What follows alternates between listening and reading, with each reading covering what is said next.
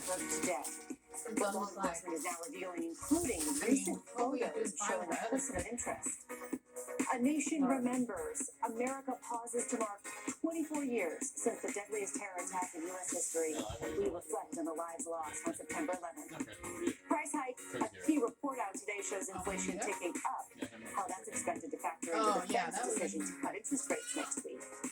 And friends or foe, all parents want their child surrounded by great friends. But what if those friends don't seem great for them? How parents can best navigate the situation.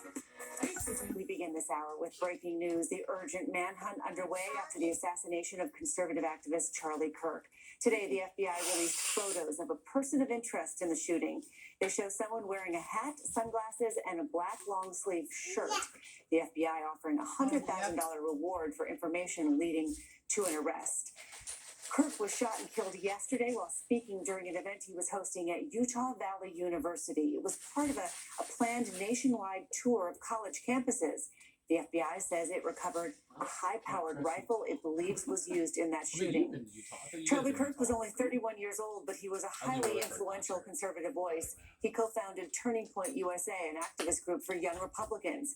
Kirk was outspoken on a range of issues, including race, gender, gay rights. The president announced he will posthumously award Kirk the Presidential Medal of Freedom.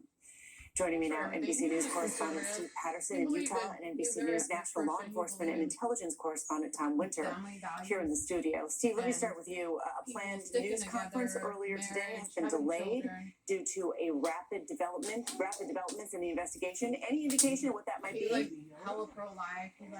Christine, we don't know, and I'd hate to speculate. Obviously, with the specificity of the language and the urgency of the language would lead you to indicate that it is something major that they have to prepare for. And also, you might read into who's giving that news conference, that it's a joint conference with federal investigators and the local Utah DPS. It's not necessarily just local police and campus police, which might indicate something like maybe there's more warnings or urgency about the safety or even about people recovering some of their items that were left behind as that shot rang out. This is a joint conference. It's what we've had really since the beginning of this, and every one of these joint conferences has led to something more about the investigation. So that's what we expect a little bit later on.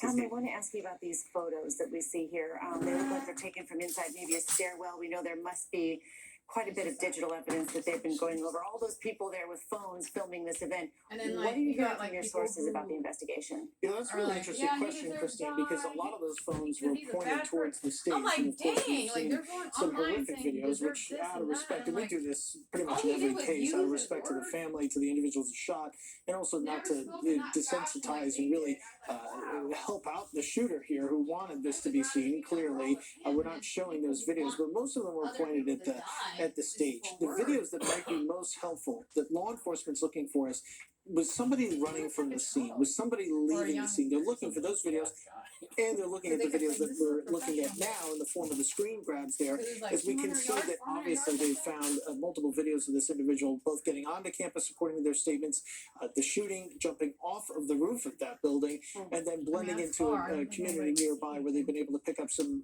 ring or home video of him in the neighborhood. So that's the latest information that we know. Assuredly, if that's what they're telling us, they've advanced the investigation since then. We are waiting on some additional updates. Authorities say the gunman fired from about 200 yards away. We mentioned that authorities say they recovered a rifle from nearby.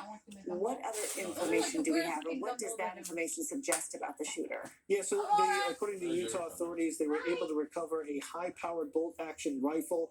It's a rifle that would be capable. We look at the now law enforcement there up on the roof. That's the type of a weapon that would be able to fire from that distance. Somebody with some training would be able to do that and be able to conduct, unfortunately, this assassination yesterday. And so the weapon could be very helpful because, of course, they could trace it. Did, in fact, the person who did the shooting, did they buy the weapon themselves? Did others buy it for them? Was there a kind of an